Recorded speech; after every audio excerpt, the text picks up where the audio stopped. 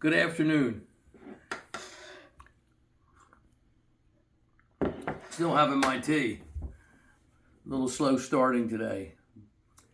Yesterday was kind of busy. Well, the whole season has been kind of busy. The holidays. But I thought that I wanted to make a video today, and I'm going to. And I'm going to do something a little unusual. Sometimes, I could talk to you about so many things, as you know. I don't have any shortage of words. But I always I try to introduce into every video something new or not of me so much or my life or things like that, but like something about the fig trees or whatever produce I might be growing, or the fruit trees, mulberries, whatever, strawberries, raspberries, the whole thing.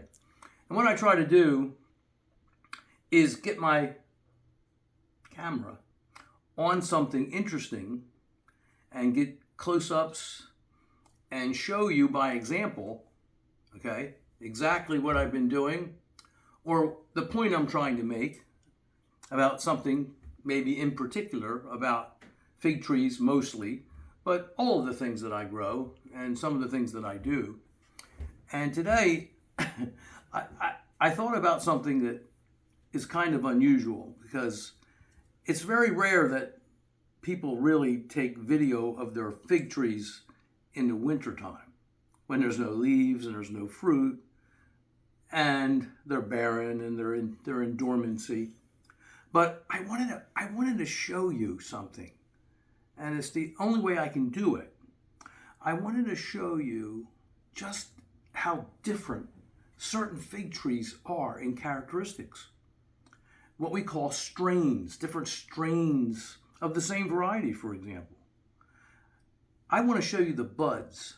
I want to show you the vigor. I want to show you how different the branches look this time of year on different varieties and even on the same variety. For instance, I have Celeste in my yard, and I have 3 different strains of it in my yard here. And so I want to show you those different strains, and I want to show you what a difference it really can make to have one strain versus another. This is something that I think is very underestimated or undervalued or unappreciated because it's very easy to get a hold of, say, any variety, and it might not be the perfect representation of that variety. And, well, is there a more perfect representation? Is there a better representation? Absolutely. I can guarantee you, I can assure you that there are better representations out there. You just have to kind of look for them. Now, I've gotten lucky, and it was sheer luck. I've got a couple heirloom fig trees that I've been carrying on in the family for many, many decades. And some of them were really good. They were outstanding. And that's why they were a favorite of the people that I knew back then, or maybe my favorite. And I felt that they were worthwhile to get cuttings and to propagate them and to carry them on into perpetuity. And I still have some of these darn things after all these decades. I've got Celeste, and I've got Peter's honey, and I've got Italian honey, the Latarula, that comes back, 50 years. And I've got a lot of other varieties, really, that I've been carrying on through the decades because they just have characteristics that were really very, very special and unlike many of the other same varieties that maybe other people had in the neighborhood or other of my Italian relatives or friends had back then that were kind of lackluster and maybe didn't really impress me very much, okay? But I want to just show you, there's one out here in my yard now, and I'm in 7A now, and it's been cold, and it's January. Not exceptionally cold, but cold. Of course, all my trees are dormant, but there's one particular tree that I want to show you, and I've mentioned it before. It's my father's tree that I sent away for Father's Day some more than 30 years ago, and I sent away to California. I've told this story before, and I will tell the story again. but I've never seen a tree like this tree. It is just one of the most prolific producers of fruit that I've ever witnessed. And that's saying something, because I've had over 100 varieties of trees, and I've had so many different trees over the years. And I've known friends, and for instance, I have a friend, and he's watching, because he watches my videos. So hi, Brian. But anyway, a very great fellow, good fellow, and he once introduced me to his parents a long time ago, 15 years, I don't know, a long time ago. Very sweet people, great people, wonderful people. And they had an Italian honey. And I don't know the origins of it, I don't remember. But it was a beautiful, magnificent tree in their backyard. And they were so proud of it. And he brought me, their son, my friend, brought me over there to see this tree. It was magnificent, you know.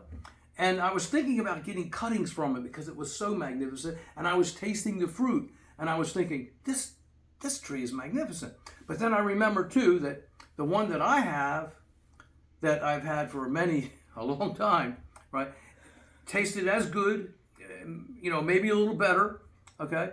And it had all the qualities and characteristics that I so value in a fig tree.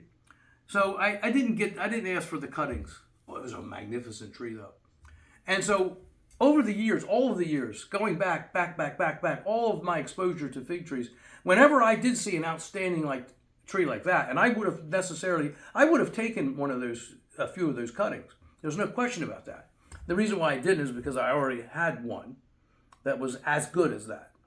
But whenever I saw a very spectacular tree or an outstanding tree, I would take cuttings, or I'd come back in the spring to get cuttings, because it makes a difference.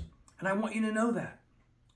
So when you send away for cuttings, and you get cuttings, if it's a little lackluster, if it doesn't grow vigorously, there could be 100 reasons, and we've discussed all those reasons in my videos, and we'll discuss them again. But don't give up. Don't necessarily give up. Get another sample from somebody else, somewhere. Because the next time, you might actually get lucky like I did in the past with certain varieties, and you'll never give them up. Once you find them, you'll never give them up. So I'm going to show you, and I want you, and I'd love to hear your input in your comments. I want you to tell me if you see a difference in what I'm about to show you. And now I think you've probably seen enough of what I've shown you already, which is me. And maybe we'll talk about something a little different before I take you outside and show you these fig trees.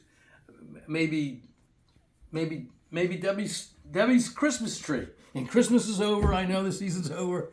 Hey, let's look at your... Time to come down. What's that? It's time to come down. Time to come down. It is. Well, you know, Debbie's kind of famous in the family for being able to beautifully decorate Christmas trees. And she does faithfully every year. This is the fastest one I ever did. This is well, we didn't have much time. No. We're spread out so thin, and you know how hectic the holidays can be. Terribly hectic sometimes. We hardly get a chance to really enjoy it here. But what we're doing is we're enjoying it now. And we're going to enjoy it for as long as she will allow the tree to stay up. And she'll want to take it down pretty soon, but I'll complain and say, no, don't please, because I kind of like the atmosphere of it. And I could keep it there all year myself, but it will come down in a week or two. Hey, there we go. There's a good subject to talk about. Uh-oh. Hey, little penne pop. Uh-oh. Hey, you want me to throw that? Go ahead. Go get it. Okay. You're adorable. I don't even know if I have her in the film. Okay, well, I'm going to go ahead outside and take a look at those fig trees, okay? Okay, there we go. Okay, where should I start? Well, let me start with my father's tree that I've managed to keep for over 30 years. That's a story too. If I hadn't given some samples away, I would have lost it. I've got to tell you that story sometime. But I had given some cuttings away, little trees, and well, I don't want to get into that story, but there came a time where I didn't have any cuttings. Very quickly, my mom had hired somebody to cut down a giant oak tree in the backyard, And she was so afraid that my father was going to kill himself because he kept going up on a rickety ladder at age 90, just about, to pick fruit for all of the relatives. And she was so afraid he was going to fall and kill himself that she had the tree people, cut the tree down completely. Even though it was a gift and she knew how valuable it was to all of us. And she wouldn't tell me. She didn't tell me because she knew I would go and dissuade her from it, persuade her not to. But fortunately, I had given some cuttings to some people that I knew, and I was able to get it back. But anyway, this is the tree that I was talking to you about. And I'll quickly tell you, you can see the winter mulch, which I've spoken about before. I think it's very important to put the winter mulch down. I'm not going to wrap the trees. I mentioned in my last video, I believe. I'm not going to wrap the trees this year because I just don't have time. And I have trees in a lot of locations, well, several locations. And I've been getting away with murder, literally, for the last couple of winters. And I spoke about that too before. And so I'm hoping that here we are already almost a week. It's January the 4th, almost a week into January, and there hasn't been any real severe cold weather that will kill the trees. But I protect the roots, and I'm protecting the roots for another reason on a tree that I'll talk to you about shortly. But let me stick on the subject here. This is the tree that I mentioned to you of my father. This is Celeste, but it's a very different Celeste. And I've talked about it before, how rich it is and how reddish the flesh is and how tasty. And they're larger. They're definitely larger than most of the Celeste that I have. All of the Celeste that I have. And it's very, very vigorous. And you can see, I hope that this is coming in clear. You can see just how beautiful this tree is and how healthy the buds are all over the place. Let me slow down there, take a look. Look at this. It's very, very healthy. And you might think, yeah, but it's a tree. It's normal. Well, no, it's not normal. Because I'm going to show you every single other of my trees. Like this is my Ronde Bordeaux. And look at the difference. And I'm talking about the whole thing. I mean, let's look at the whole tree. There's no buds that look like that. And this tree is a producer. Now, I've shown you this tree in many videos. I love this tree. And this tree is going to go on to produce an abundance of fruit again, as I've shown you in my many videos whenever I feature this tree. It's magnificent. I love it. And I have two in the ground here. Well, actually, I have some smaller ones too. But I have two larger ones in the ground. This is my largest one. I have a couple down in my 7B property in Virginia. But look at the difference between these buds. Just take any typical bud and look at these. Look how thick. Look how robust. Look how vigorous. These. Look at this. This is a superior cultivar.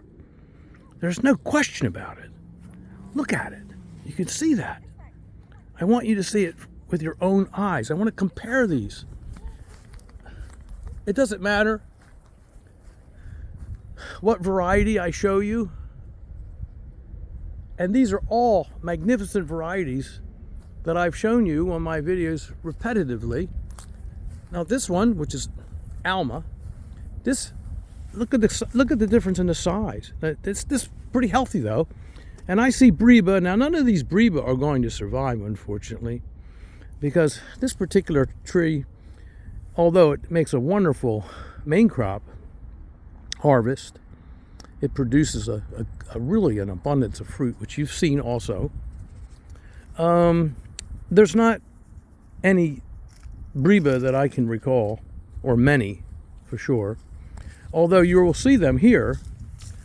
Can you see them? But because the Breba aren't as winter hardy as they are, say, on the Desert King. For some reason, the Breba on the Desert King and the Feliciano Bianca, they just are superior, and they will survive winters. I don't know why. I won't pretend to give you an explanation for that. I don't have one. But I can tell you that a lot of my trees have Breba right now, but they will not materialize in the spring. They will not be there to grow to fruition. Like these little, you see them right there? Can you see them? I don't know if you can or not, but this tree's loaded with them, but they won't survive the winter. And here is another of the LSU fig trees that is very vigorous. This is tiger, but you can see the Breba. You can see Breba too. Can you see them? I hope so. They won't survive. They won't survive either. It will be too cold for them. Now maybe if I had covered them, maybe they would. Some of them might have.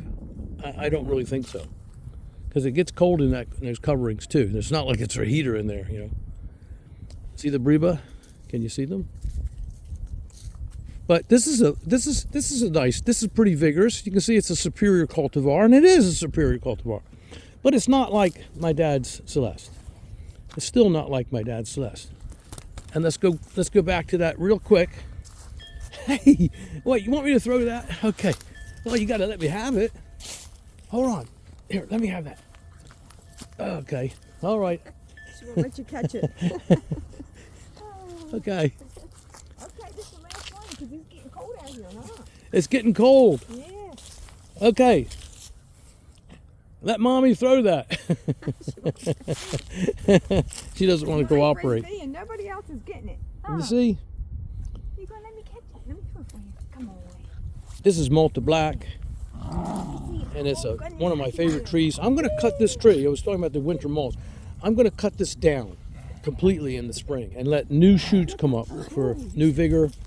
I'm going to pick the very best shoots too. I'm going to do the same thing with this Mavrasica. I'm going to cut it right down to the ground. Over the years, you see those cracks? Over the years, the winter is getting to them. They still produced abundantly. They're still fine. But I'm going to cut them down to the ground and let new shoots come up and start a new tree. And then I'll shape it. I'll sculpture it the way I want to. Now we're back to the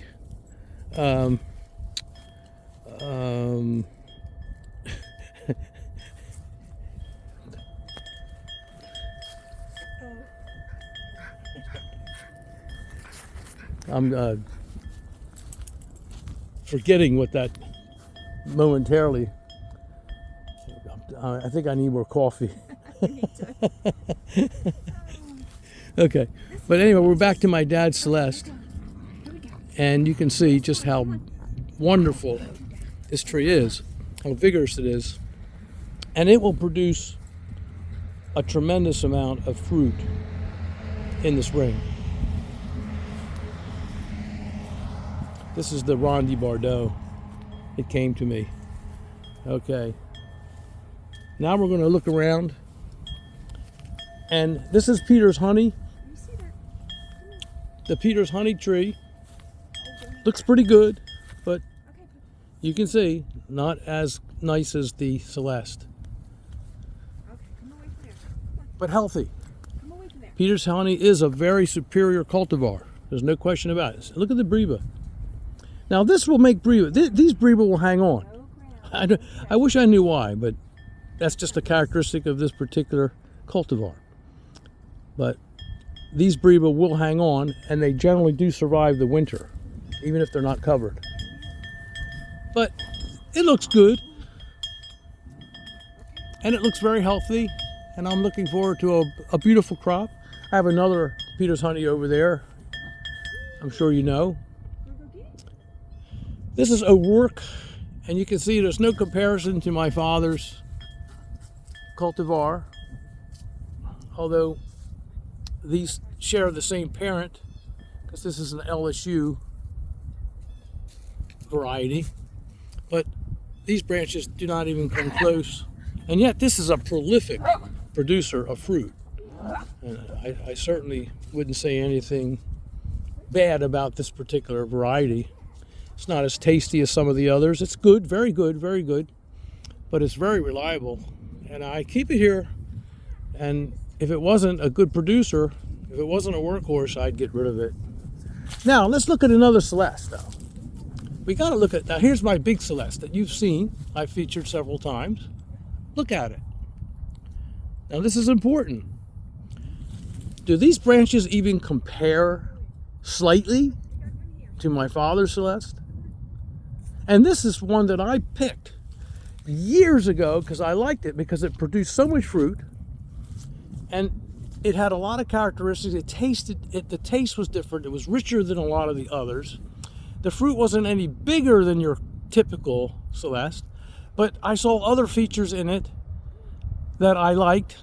And so I hand selected it and I put it here 30 years ago, 28, 29, 30 years ago. I don't know exactly, but a long, long, long time ago. And it's been here ever since.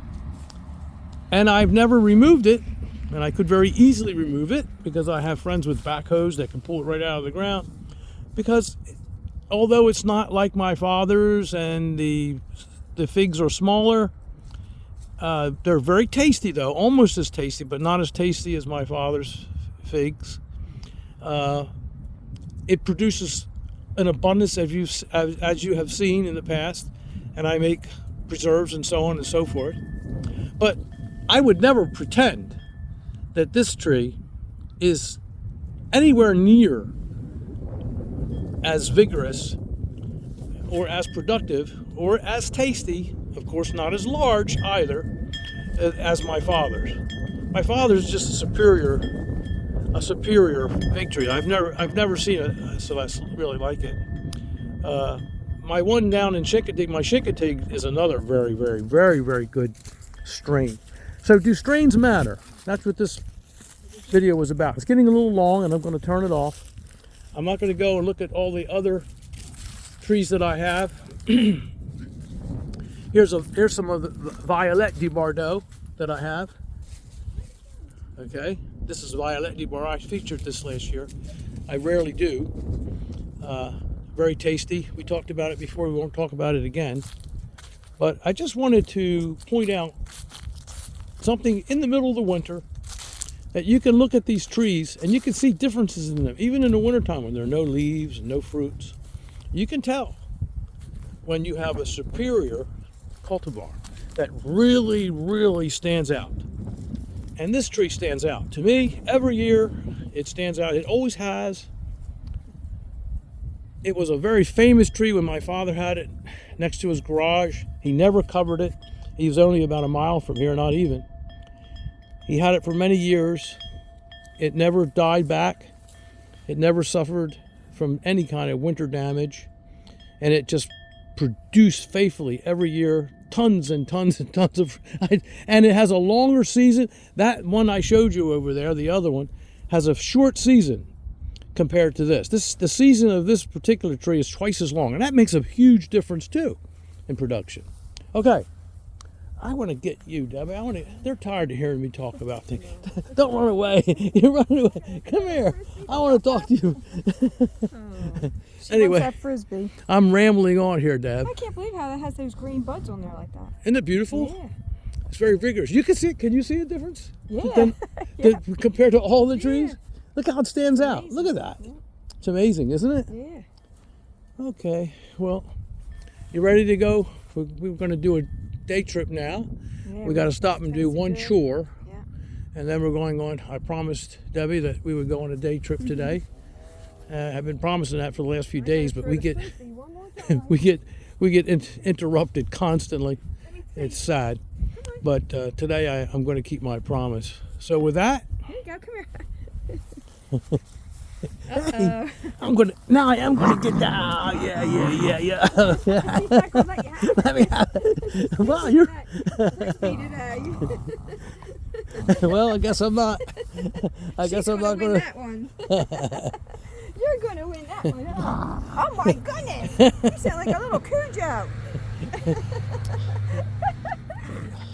Listen to her. She's acting kind of strange today. Okay, get out of that. Get out of all that mess. Oh, Thank you for visiting. Get out of there. I always enjoy Oh, your visits. okay. Let me Good day. okay. Come on. I got it now. Oh, you got all that stuff on you now. Look at you. Look at you. Woo. Okay. You gonna go get it? Go get it.